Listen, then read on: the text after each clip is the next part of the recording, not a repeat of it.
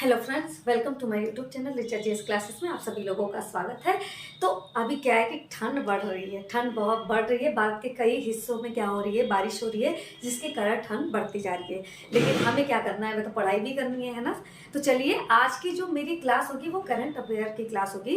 तो अब से मैं करंट अफेयर भी आप लोगों को पढ़ाऊंगी। तो डेली के डेली मेरी करंट अफेयर की क्लास स्टार्ट हो गई है आज से। तो आप जरूर से जरूर इस क्लास से जुड़े, आपको जरूर फायदा होगा।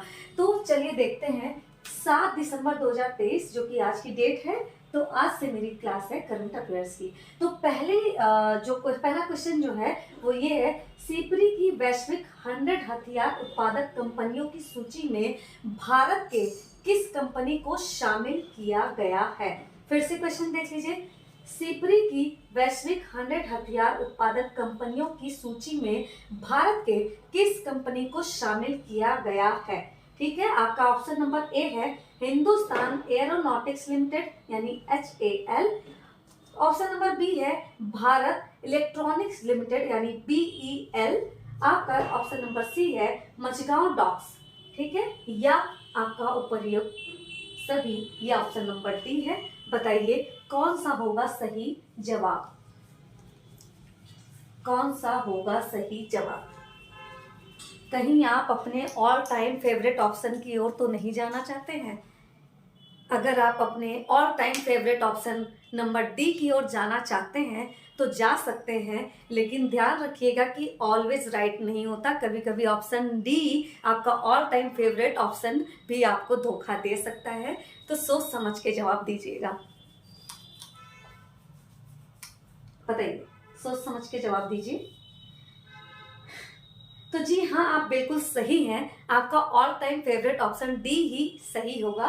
तो देखिए, Hindustan Aeronautics Limited, Hindustan Aeronautics Limited यानी HAL, इसका जो स्थान है वैश्विक स्तर पे कितना है, 41 रैंक है वैश्विक स्तर पे। यानी 100 हथियार उत्पादक कंपनियों की लिस्ट में क्या है, 41वें नंबर पे आता है। 41वें नंबर पे आता है हिंदुस्तान एरोनॉटिक्स लिमिटेड। इसके बाद आपका ऑप्शन नंबर जो बी है, हाँ, ये भारत में पहले नंबर पे आता है। हिंदुस्तान एरोनॉटिक्स लिमिटेड जो है वो भारत में तो पहले नंबर पे आता है, लेकिन वैश्विक स्तर पे आपका 41वें नंबर पे यानी रैंक पर आता है। और ऑप्शन नंबर बी जो है आपका भारत इलेक्ट्रॉनिक्स लिमिटेड यानी BEL जो है वो 63rd रैंक पर आता है वैश्विक स्तर पे, और भारत में दूसरे रैंक पर आता है। इसके बाद आपका ऑप्शन नंबर सी है मझगांव डॉक्स, और मझगांव डॉक्स जो है वो आपका 89th रैंक पर आता है। ठीक है, यानी 89th रैंक पर आता है मझगांव डॉक्स, यानी आपका ऑप्शन नंबर डी सही हो जाएगा, ऑप्शन नंबर डी। अब ये देखिए, सिपरी जो है इंस्टीट्यूट जो है, सिपरी कहाँ पे है, सिपरी इंस्टीट्यूट कहाँ पे है, तो ये आपका स्टॉक होम में है, स्टॉक होम में है। अब स्टॉक होम कहाँ पे है, स्वीडन में है। ठीक है, स्टॉक होम जो है वो स्वीडन में है। ठीक है, तो ये आपके कुछ महत्वपूर्ण इंफॉर्मेशन रहा। ठीक है, सिपरी इंस्टीट्यूट कहाँ पे है, जहां से ये वैश्विक हथियार का ये निकलता है। तो सिपरी जो है वो स्टॉकहोम में है, और स्टॉकहोम कहाँ पे, स्वीडन में है। ठीक है, तो आप देख लीजिए, हिंदुस्तान एरोनॉटिक्स लिमिटेड जो है HAL, उसका 41वां रैंक है। भारत इलेक्ट्रॉनिक्स लिमिटेड BEL इसका 63वां रैंक है वैश्विक स्तर पे। और मझगांव डॉक्स जो है इसका 89th रैंक है वैश्विक स्तर पे। ठीक है, अब चलिए क्वेश्चन नंबर 2 पे चलते हैं हम। हाल ही में दुनिया के सबसे बड़े प्रायोगिक परमाणु फ्यूजन रिएक्टर JT60SA का अनावरण कहाँ हुआ है, कहाँ हुआ है। फिर से क्वेश्चन सुन लीजिए, हाल ही में दुनिया के सबसे बड़े प्रायोगिक परमाणु फ्यूजन रिएक्टर JT60 का अनावरण कहाँ हुआ है, कहाँ हुआ है। तो ऑप्शन नंबर ए है दक्षिण कोरिया, ऑप्शन नंबर बी है जापान, ऑप्शन नंबर सी है फ्रांस, और ऑप्शन नंबर डी है रसिया यानी रूस।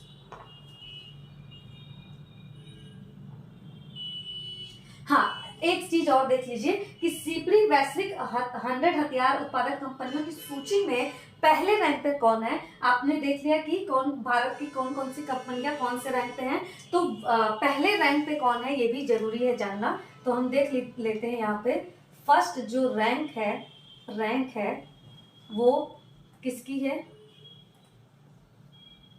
लॉकहीड मार्टिन जो कि यूएसए की कंपनी है।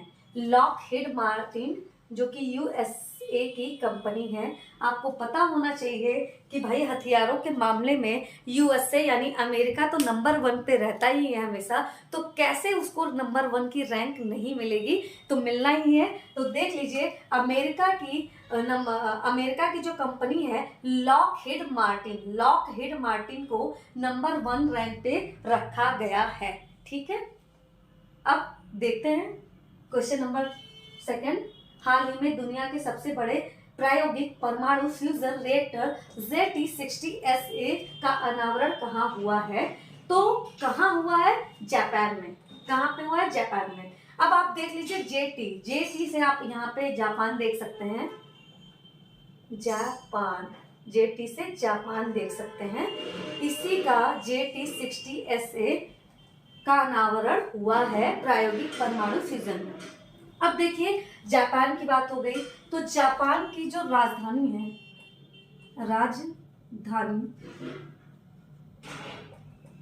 राजधानी क्या है, टोक्यो। यहाँ की मुद्रा क्या है, मुद्रा तो येन है। यहाँ के पीएम कौन है ये बताइए, तो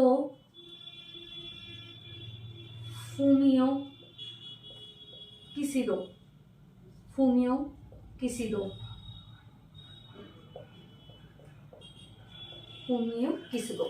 ठीक है, अभी मैप में हम देखेंगे, आप मैप में देख लीजिए कि कौन कौन सी चीजें कहाँ पे लोकेटेड है। ठीक है, तो जापान की राजधानी आपकी टोक्यो हो गई, और जापान की मुद्रा क्या हो गई, येन हो गई, और यहाँ के पीएम कौन है, फूमियो किसिदो। ठीक है, फूमियो किसिदो।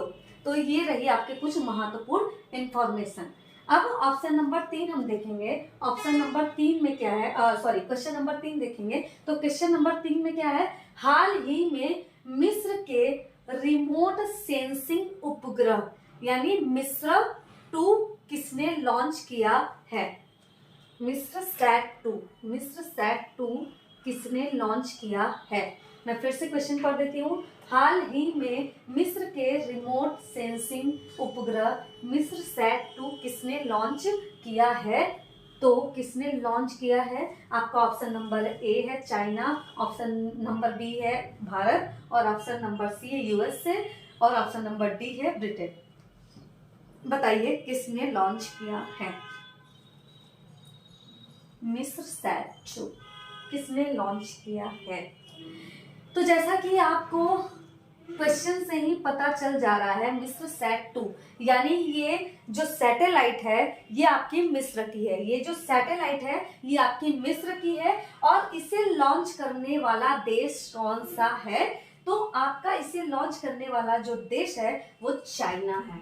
ठीक है, चाइना ने ही रिमोट सेंसिंग उपग्रह मिस्र सैट 2 को लॉन्च किया है। किस रॉकेट से, तो आपका लॉन्ग मार्स 2C रॉकेट से। किससे, लॉन्ग मार्स 2C रॉकेट से लॉन्च किया है।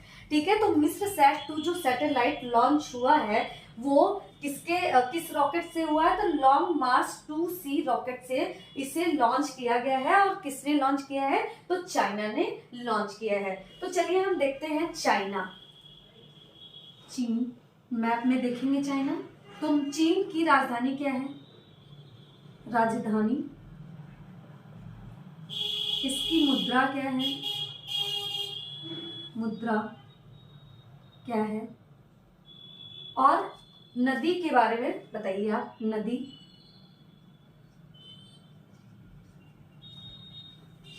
तो एशिया की जो सबसे बड़ी नदी है, एशिया की बात कर रही हूं मैं, एशिया की जो सबसे बड़ी नदी है वो कौन सी नदी है? तो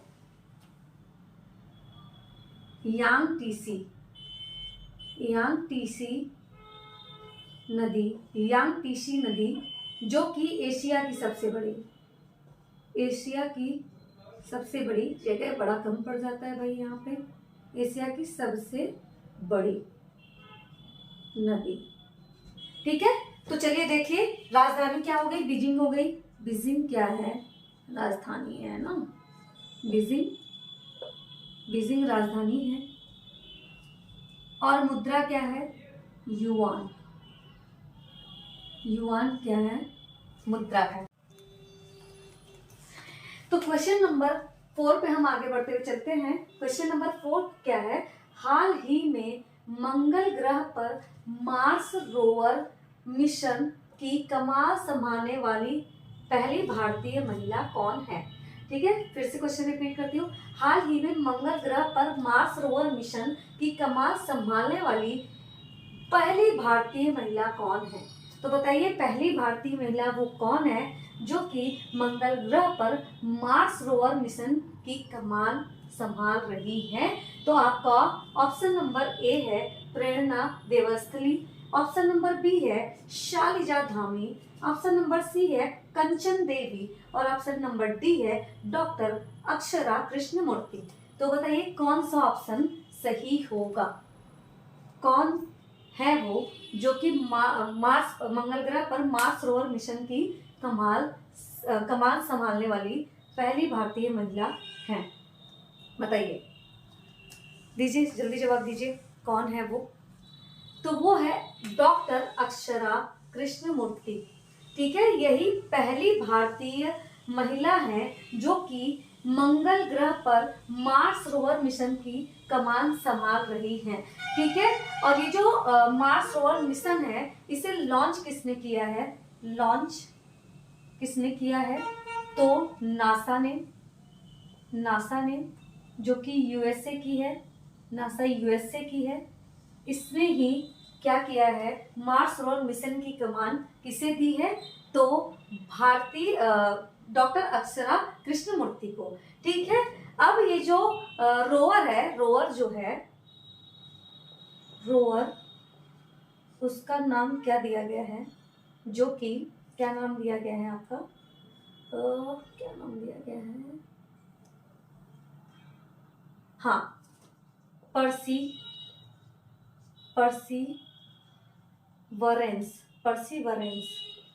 ठीक है, जो रोवर का नाम रखा गया है वो परसीवरेंस है, जिसकी सॉफ्ट लैंडिंग की गई है मार्स पर, जो अभी वहां पे कार्य कर रहा है और उसकी कमान दी गई है। उसकी कमान किसे दी गई है? तो डॉक्टर अक्षरा कृष्णमूर्ति को इसकी कमान संभालने के लिए दी गई है। ठीक है, और क्वेश्चन नंबर 5 देखते हैं। हाल ही में विश्व रेडियो संचार सम्मेलन कहाँ प्रारंभ हुआ है? फिर से क्वेश्चन देखिए, हाल ही में विश्व रेडियो संचार सम्मेलन कहाँ प्रारंभ हुआ है? आपका ऑप्शन है यूएसए यानी अमेरिका, ऑप्शन नंबर बी है यूएई यानी दुबई में, ऑप्शन नंबर सी है मिस्र, ऑप्शन नंबर डी है स्विट्जरलैंड। बताइए कहाँ पे हाल ही में विश्व रेडियो संचार सम्मेलन का आयोजन हुआ है या प्रारंभ किया गया है? बताइए कहाँ पे किया गया है? कहाँ पे किया गया? बताइए जल्दी बताइए, कहाँ पे किया गया है? तो आपका यूएई यानी दुबई में किया गया है, यानी दुबई में। ठीक है, दुबई में इसका प्रारंभ किया गया है। ठीक है, देख लीजिए, दुबई में इसका प्रारंभ किया गया है।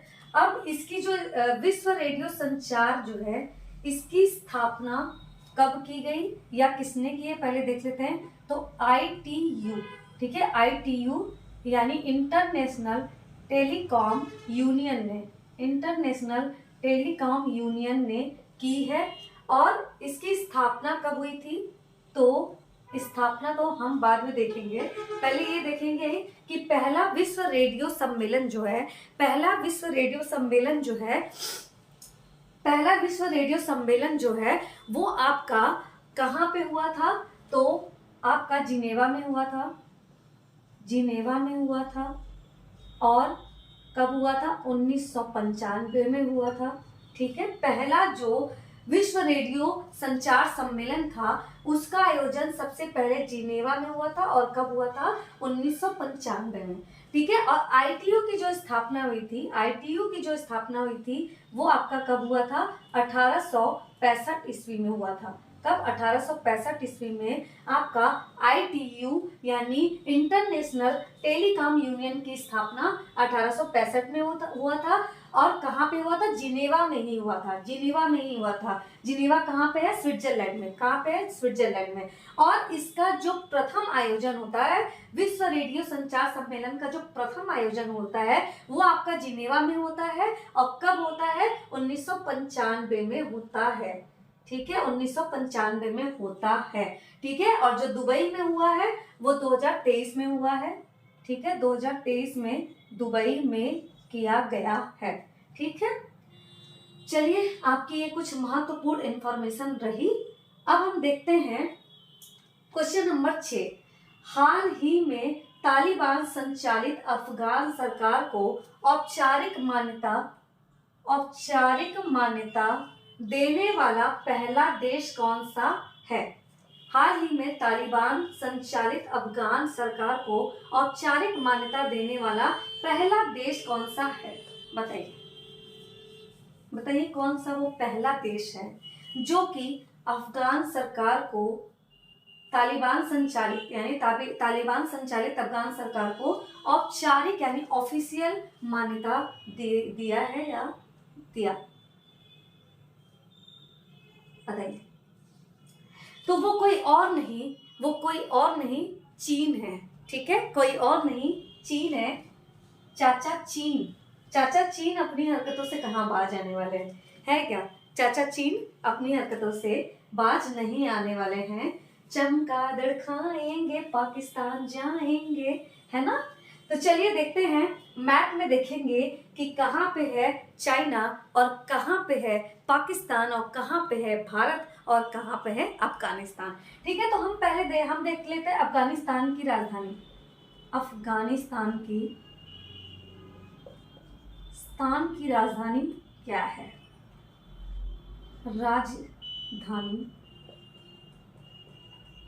राजधानी आपकी काबुल है।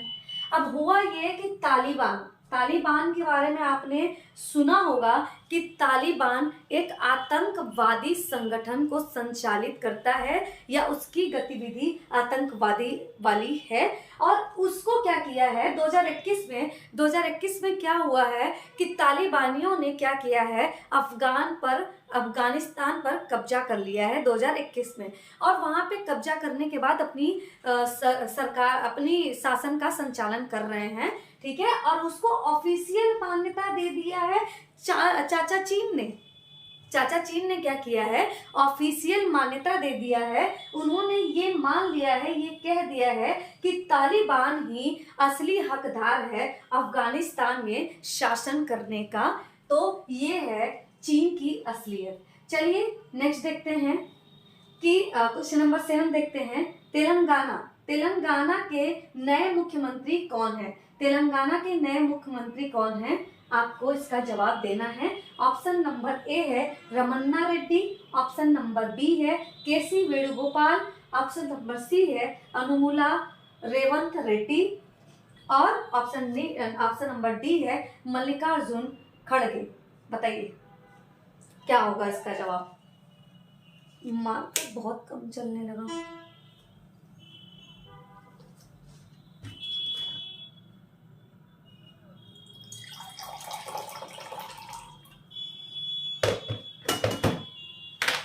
बताइए क्या होगा उसका जवाब?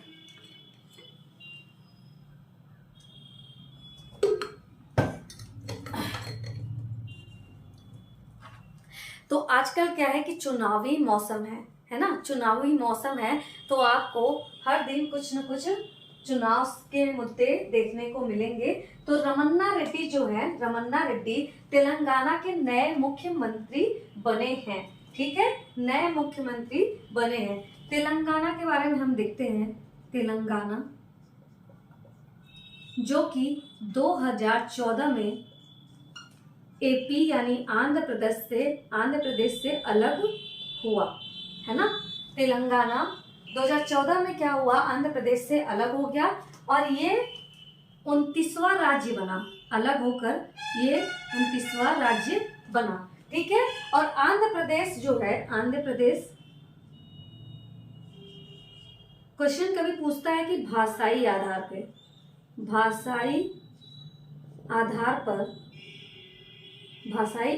पर अलग होने वाला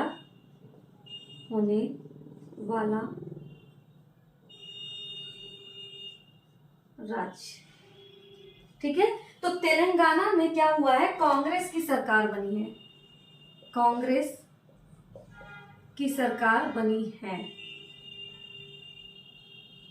इसके पहले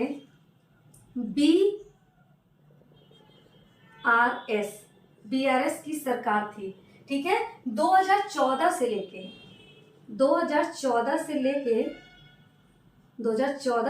2023 तक, अभी तक क्या हुआ कि बीआरसी की सरकार चलती आ रही थी, भारत राष्ट्रीय समिति की पार्टी। ठीक है, बीआरसी पार्टी यानी भारत राष्ट्रीय समिति की पार्टी चली आ रही थी। लेकिन अब क्या हुआ कि अब यहाँ पे कांग्रेस की सरकार बनी है। ठीक है, कांग्रेस की सरकार अब बन गई है और जिसके नए मुख्यमंत्री कौन है, रमन्ना रेड्डी। तो ये कुछ महत्वपूर्ण क्वेश्चन है जिसे आप देखिए और जरूर रिवाइज करिए। ठीक है, धन्यवाद।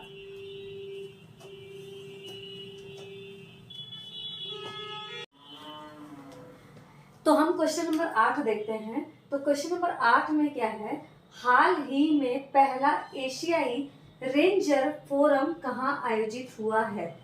हाल ही में पहला एशियाई रेंजर फोरम कहाँ आयोजित हुआ है, ये आपका क्वेश्चन है। और ऑप्शन जो है, option number 1 Phnom Penh, option number B Guwahati, option number C Kuala Lumpur और ऑप्शन नंबर डी जकार्ता। फिर से ऑप्शन सुनिए, option number A Phnom Penh, option number B जो है गुवाहाटी, ऑप्शन नंबर सी जो है कुआलालंपुर और ऑप्शन नंबर डी जो है जकार्ता। बताइए क्या होगा ऑप्शन, क्या होगा आंसर।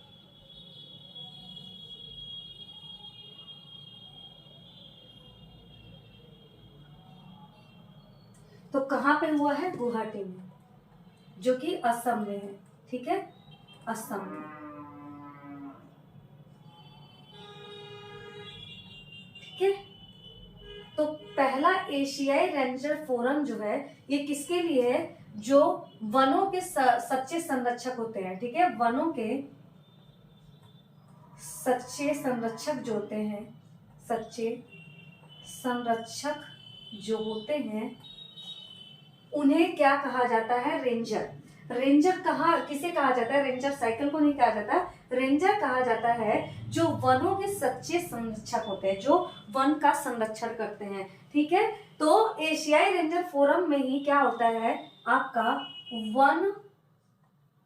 वन संरक्षक, वन दुर्गा संरक्षण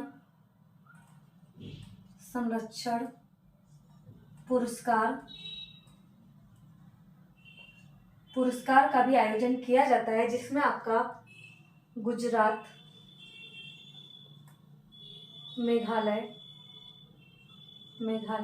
प्लस राजस्थान को ये पुरस्कार दिया गया। कहने का मतलब ये है कि जो पहला एशियाई रेंजर फोरम है उसका आयोजन कहाँ पे किया गया, तो गुवाहाटी असम में किया गया। और ये जो आयोजन होता है वो किसके लिए होता है? वनों के सच्चे संरक्षक के लिए होता है। रेंजर का मतलब ही होता है वनों के सच्चे संरक्षक, ठीक है। और यहीं पे आपका वन दुर्गा संरक्षक पुरस्कार भी दिया गया, ठीक है। वन दुर्गा संरक्षक पुरस्कार भी दिया गया। और वो जो दिया गया वन दुर्गा संरक्षक पुरस्कार किन किन स्टेट को दिया गया? तो आपका गुजरात को दिया गया, मेघालय को दिया गया और राजस्थान, इन राज्यों को दिया गया है। क्वेश्चन में पूछ भी सकता है, ठीक है। क्वेश्चन नंबर 9 है, हाल ही में पुरुष वॉलीबॉल क्लब विश्व चैंपियनशिप 2023 कहां प्रारंभ हुई? फिर से क्वेश्चन सुन लीजिए, हाल ही में पुरुष वॉलीबॉल क्लब विश्व चैंपियनशिप का 2023 का आयोजन कहां पे हुआ या प्रारंभ कहां पे हुआ? ऑप्शन है, option number A Karnataka, option number B Goa, option number C Maharashtra और ऑप्शन नंबर डी केरल। बताइए क्या होगा इसका आंसर?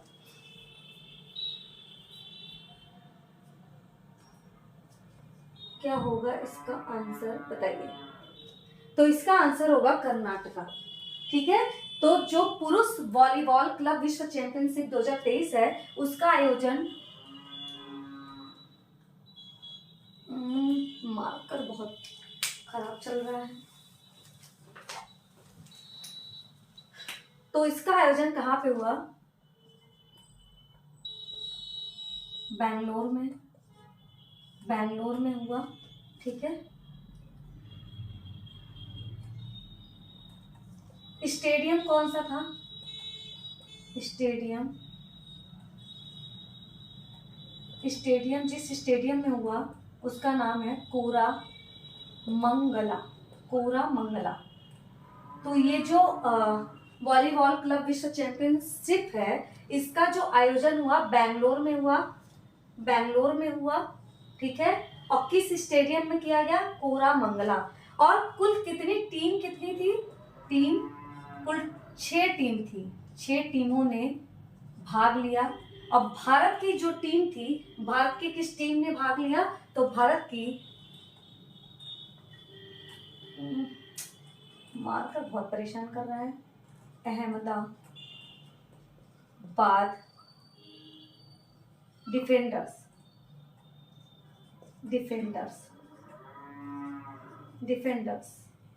ठीक है। अहमदाबाद डिफेंडर्स ने इस चैंपियनशिप में भाग लिया, ठीक है। तो आपने देखा कि पुरुष वॉलीबॉल क्लब जो विश्व चैंपियनशिप है उसका आयोजन बेंगलोर के कर्नाटक में हुआ, बेंगलोर के कर्नाटक में हुआ। जिस स्टेडियम में हुआ उसका नाम है कोरामंगला। और कुल 6 टीमों ने भाग लिया, और जो भारत की टीम थी वो कौन सी थी? अहमदाबाद डिफेंडर्स थी। ये आपका रहा क्वेश्चन नंबर 9। और हम देखेंगे क्वेश्चन नंबर 10।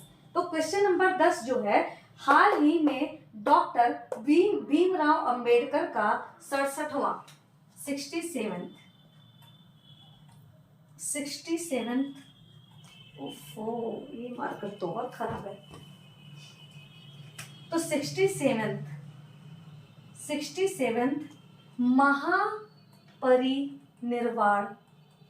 महापरिनिर्वाण दिवस कब मनाया गया? ठीक है,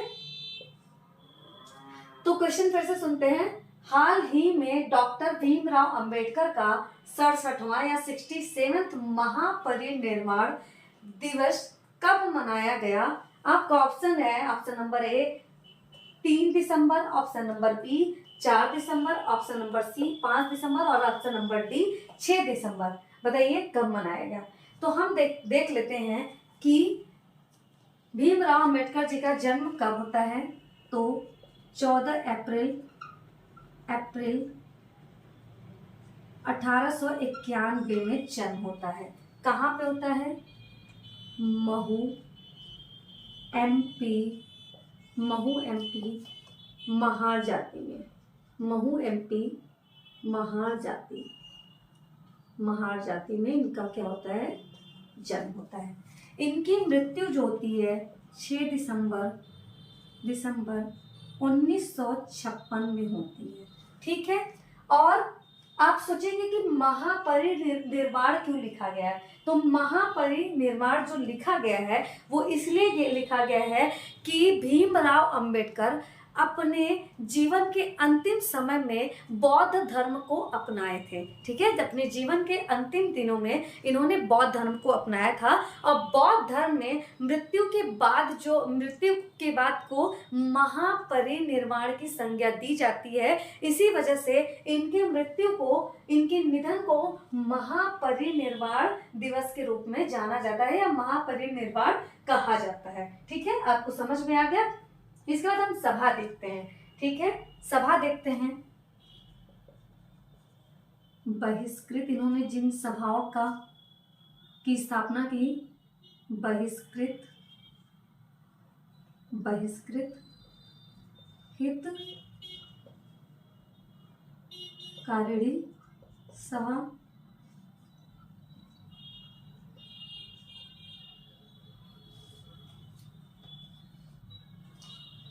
और पत्रिका जो थी आपकी, पत्रिका जो थी वो कौन सी थी? पत्रिका बुक देख लेते हैं। जातियों का अंत इनका बुक है।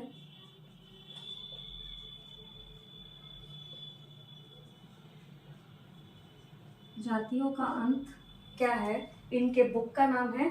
और पत्रिका जो है मुझे अभी ध्यान नहीं आ पा रहा है, अनटचेबिलिटी का अंत। चलिए पत्रिका देख लेंगे, बाद में देख लेंगे, ध्यान नहीं आ रहा है। तो आपके कुछ महत्वपूर्ण क्वेश्चन है और इसका एक्सप्लेनेशन है। आप इन क्वेश्चन को जरूर देखें और वीडियो को 2-3 बार देखें, याद करिए। ठीक है, अगर वीडियो पसंद आए तो लाइक शेयर सब्सक्राइब करना ना भूलें। तो अब से डेली मेरी करंट अफेयर की क्लास चलेगी, तो आप डेली मेरी क्लास को देखें और उसे लाइक करें, शेयर करें, सब्सक्राइब करें। ठीक है, वीडियो पसंद आए तो जरूर करिएगा, नहीं पसंद आएगा तो भी तब भी कर ही दीजिएगा। ठीक है, धन्यवाद।